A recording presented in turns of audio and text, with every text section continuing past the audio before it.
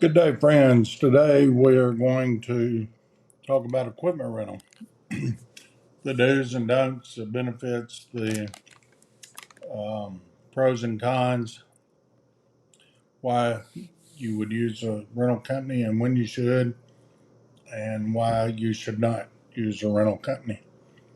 So, several different things about that. Uh, as you know, I have a disaster equipment rental company, and we rent equipment to people all the time. And what I'd like to do today is share with you some of the mistakes that I see made and some of the good things and the bad things that happen during that process.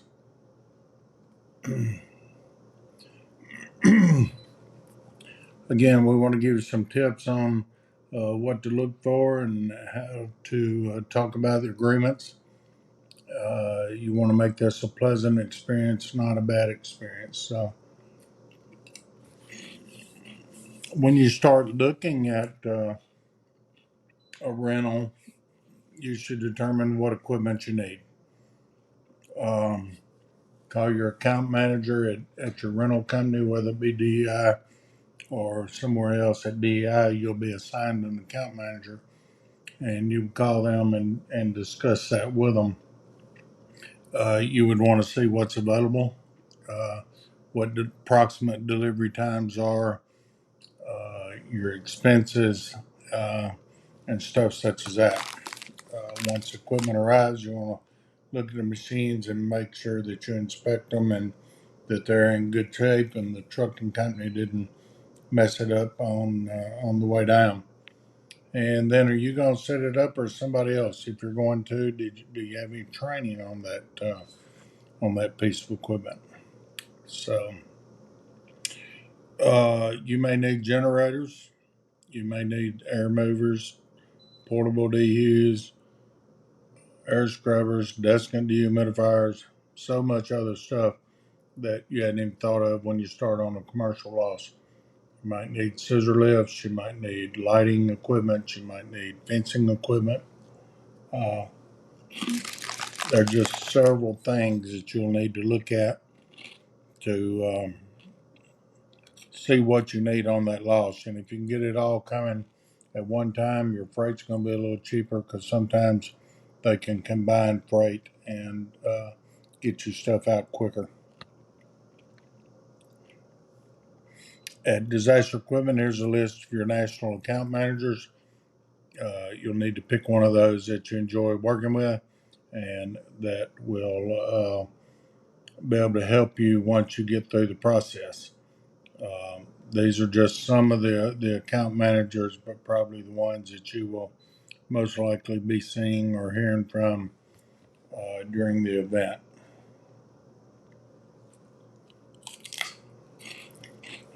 First thing you want to do before you rent equipment is have a service agreement up front. Uh, a master service agreement just says this is the contract. This is what I understand. I'm going to rent equipment. These are the rules. These are the regulations. These are the costs. These are the expenses. And read over that master service agreement. And if you have any questions about that master service agreement, then you go back to your national account manager and you pose those questions to them. Should something need altered or changed on the master service agreement, you'll need to make sure that's done in writing. Uh, don't go off that on a verbal because what a national account manager may tell you today, by the time they talk to several different clients over a period of weeks or months, you may uh, have trouble jogging their memory as to what your agreement was. So make sure that you have a good master service agreement and that you know exactly what those agreements are and make sure that you agree to those. This is a lot better done way before you need equipment and before you need the loss. The other thing is a project specific agreement, a PSA referred to. Now, your master service agreement will give you a long list of all the equipment that's available to you, what the price is, and what the parameters are, and what your payment terms are, and that kind of stuff. Your PSA will explain, okay, what do I need? I need 10 of these, I need 5 of these, I need 1 of these. So it won't necessarily have the price on it, is that would go back to the master service agreement, and it keeps somebody from making a mistake in the field when they're trying to price something while they're riding down the road or while you're riding down the road. The price will go back to the master service agreement. The PSA is simply to be able to say, this is equipment I want, and I would like you to deliver that. Understand your expenses on these things. Don't let it get out of hand. Understand it up front. It's a very large expense in a commercial project to rent equipment and to have that available to you. And you want to make sure you get it right.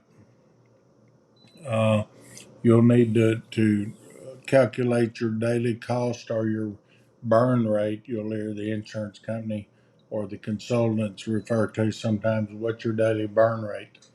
You want to make sure you give them a relatively accurate burn rate. What are your environmental fees? What is delivery and pickup? And that varies wildly and cannot be included on the MSA because delivery and return varies widely based on the trucking industry. If you're going into a hurricane, delivery is going to be high because all the trucks are busy working for FEMA. They're busy working for other companies getting stuff into the hurricane area. And they know when they go into the hurricane, they're going to come out of the hurricane without a load. There's nothing to be carried back out for weeks and weeks that's carried into a hurricane. So they're basically going to be running one way loaded and one way empty, which is makes the delivery and the cost of that service go up pretty much double. So, like if you're having something moved tomorrow morning, you probably can get a truck driver that needs to come from the location he's delivering to and carry a load back somewhere else, and he can be a lot more friendly on the price. Fuel cost is the same.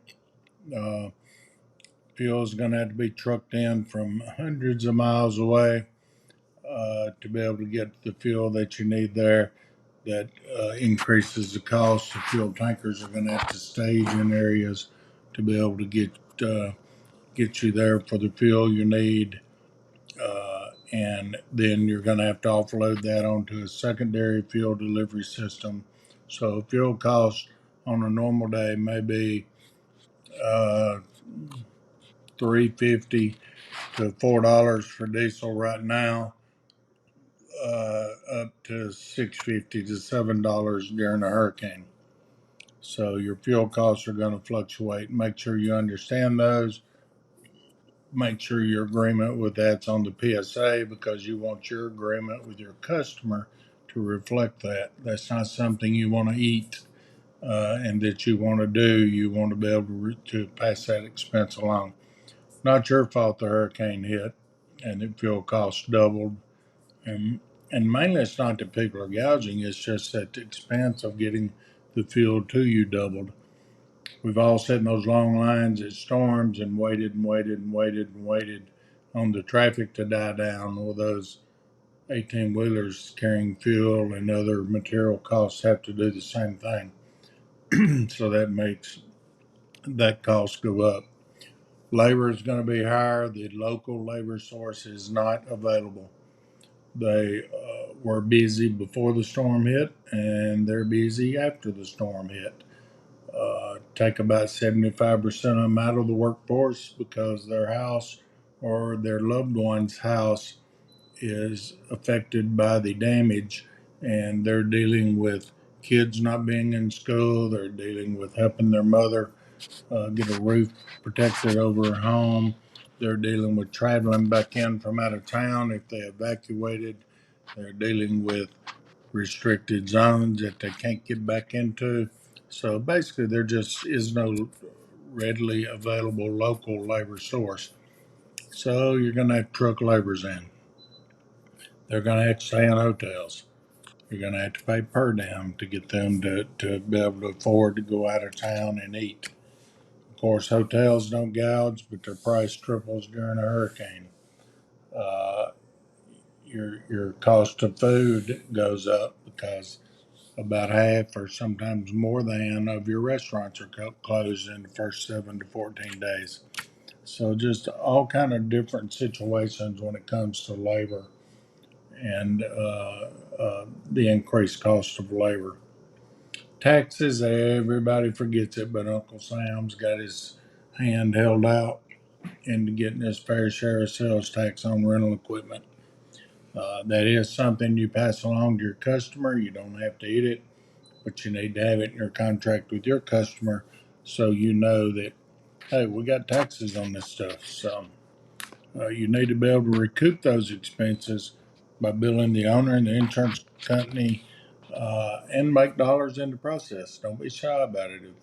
If fuel's costing you more and you're marking fuel up, you should be making more. The same with labor and other expenses. So, other resources you may need when you rent equipment, you may need consultation or consultants to come in and to advise and just say you know it and you don't need advice on how much equipment you need, but you need somebody that can help you justify what you're using on your project. Because when the insurance company comes in with a consultant, you're already busy. You had stuff to do before the job happened. You'll have stuff to do after the job happens. So let those consultants that you hire deal with the insurance company consultants. And guess what? You're going to pay for those consultants. And when you pay for those consultants, you're going to add them onto your bill and you're going to make money on them. So it's pretty much free labor to be able to use an expert consultant to come in and help you out with stuff. Um, Operators for equipment. You see the note on the screen there. It said, ask how this is free. In most states, there are some states that don't do this. Check your state rules and know your laws. But in most states, if you rent equipment, you have to pay sales tax. And that's somewhere between 7 and 9.5 or 10% for sales tax on rented equipment. But if you hire that same company to bring their equipment and to dehumidify or to air scrub a space for you, and they operate their equipment, you may very well be sales tax free. So if you take 10% of your rental bill, you pay the rental company to send an operator. You don't have to pay the sales tax on it. Once again, you've got a professional on your job that's operating equipment. It's pretty much free of charge. You don't have to worry about doing that. Even if he's not free of charge, you put him on as an equipment operator, put him on your bill, and it's still not costing you anything. It's giving you an extra expert person in a time that you need it when you're overtaxed a little bit. Additional labor we've talked about a little bit. I had to be trucked in from outside.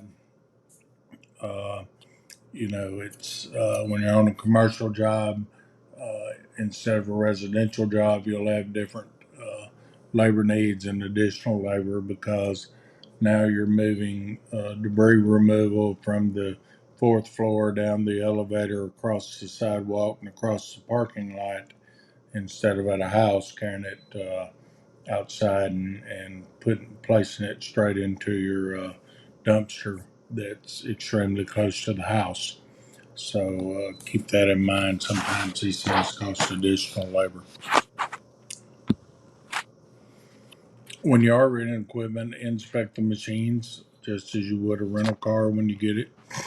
Look for damage that would either be pre-existing or caused by the trucking industry or the trucking company or maybe some accident. If you have any equipment that's damaged, before you unload it, contact your account manager and say, hey, this piece of equipment damaged. I sent you a picture. Here's what it is. If they don't answer, just send it all by text message with photos so they know up front that, hey, when you got this equipment, it was damaged. And that way you won't get stuck paying for the bill for damaged equipment that you did not damage. Make sure you have security for your rental equipment. These machines run on high voltage, and you don't want people coming up and sleeping beside the machines because they put out high heat. And when the weather's cold, high heat is valuable to some people that don't have proper housing. So make sure that you have your equipment secure. You have caution tape. You have fencing. Maybe you have a security guard. Uh, you also run into the situation with equipment of liability of having kids around it, maybe at a school or a public space or something like that. So you need additional security for your liability purposes to keep that safe and going on, and to hold down property theft as well. So anytime you need any training, that should be provided by your equipment company anytime you ask for it. Uh, Sometimes you don't need personnel on a job site. You just need to be trained on the equipment. Things as simple as shutting down these machines are very, very important and can damage the machine uh, very much if you don't shut it down properly. The machines run on high heat, sometimes as high as 300 or 400 degrees. When you shut it down without a cool down process, you can actually melt components inside the machine and make it devastating to the piece of equipment when it's not shut down properly. If you have a dirty fuel filter or you let the generators run out of fuel, causing electrical pulses or surges, uh, you overtax the motors and the circuit boards in the machine and can do a lot of damage that way. So make sure you've got good training, you know what's going on. And if you don't, just hire an operator to come with your equipment. Upon a job completion, when you rent equipment, notify your account manager. Notify your account manager in writing, which is normally as simple as a text message.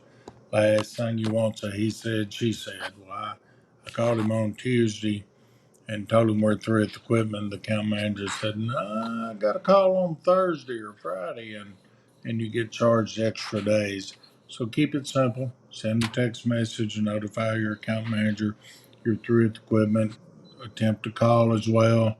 Let him know what's going on, and schedule pickup for the equipment so they can get it off your bill and onto someone else's, or back at the staging yard, one or the other. If you need help breaking down equipment, don't let that hinder you an extra day or two. Some people will use the extra help of the equipment rental company to break equipment down so they don't have to pay for it an extra day while they're getting it broke down. So discuss this with your account manager and say, hey, I'm ready for breakdown on Friday, but with the people I got, it's going to take 2 days to break it down. So I know I'm going to get charged for rent on Saturday and Sunday. Or can you send some people out to help me on Friday and get this off my ticket? Whichever way works best for you, whichever way works for the job, and ultimately, whichever way causes you to make the most money on the job while getting the customer taken care of. So, uh, sometimes we need arrangements. We get to pick up equipment and it's not accessible. It's got other equipment parked in front of it or semis parked in front of it. So be sure to work with your account manager to get that done. And then excuse me, last but not least, get a good inventory on your equipment. If you rent 100 air movers, you need to make sure you're returning 100, and that needs to be documented in writing. Photographs, pictures worth 1,000 words. We generally place the air movers in a order and then take a picture of them where they can be counted days later in the picture. But make sure you get a good count on your inventory so everybody knows what's going on. You should receive an invoice, normally speaking, within 3 days of the job completion, sometimes quicker. That's important to you because you want to make sure that you capture everything that's on that invoice on your communication and invoice to your customer. You don't want a fee that you did not know about, i.e., such as taxes or the higher delivery fee or the fact that fuel increased. Uh, you don't want that showing up on your invoice when you did not know it and you've already billed your client. That creates stress and a lot of problems for everybody. So talk to your account manager, make sure that you get your invoice in a very timely fashion, and don't just get the invoice and lay it aside. Go over it, call your account manager, and have them go over the invoice with you. Make sure you understand it. So that's both important to everybody. And if I were you and your account manager was going over an invoice with you, I'd have him do it over dinner so I could at least get a free lunch out of it. So just a little tidbit there. Notify your account manager of any issues on the invoice. Say you thought you rented it for 5 days and they've got you billed for 6 days. It's a difference of the way they calculate the days. Make sure that's discussed up front, and most importantly, before you turn your bill in. Because if 6 days is the answer, you just want to make sure you charge for it for 6 days, and that don't come out of your pocket. It goes straight on in as the cost of the project. Understand their net terms and when they're due, and what happens if they are not due. A lot of rental companies, such as ours, has a quick pay discount to where you get as much as 10% off equipment if you pay the bill really quick. And that just helps cash flow on everybody. It helps everybody to understand. And so once you get the invoice, you get that invoice paid, you get a very, very nice discount on the bill, and you're able to save some money. That would be up to you whether or not you pass that along to the customer. In most cases, you could offer that to the customer as long as they paid you within 15 days as well. So then that way you're not out money on the situation, and everybody's continuing to be happy with it. So we always want the rental experience to be a positive experience, because as a rental company, we want you to come back for more, and we uh, really want you to have good success in what you're doing, and with dealing with the companies that you have. Don't undersell the consultant part. If you get on a job and you feel like you need some advice or help, some rental companies will either offer some of that in house, or they may give you a very good reference of someone who may can help you depending on the size of the job. So thank you for listening today. I hope your time is very well uh, spent and it's timing good. We won't keep you too long, but again, we want your rental experience to be a very positive one and not be one that you're dissatisfied with in the end. So the top number below my name is my cell number. Call anytime you need to, or call the 800 number. Also, don't forget the account manager's numbers that was on the first or second slide is their cell numbers. So you should be able to get a hold of anybody anytime you need to. I am Scott Tarpley, and thank you for listening, and have a great day. Thank you.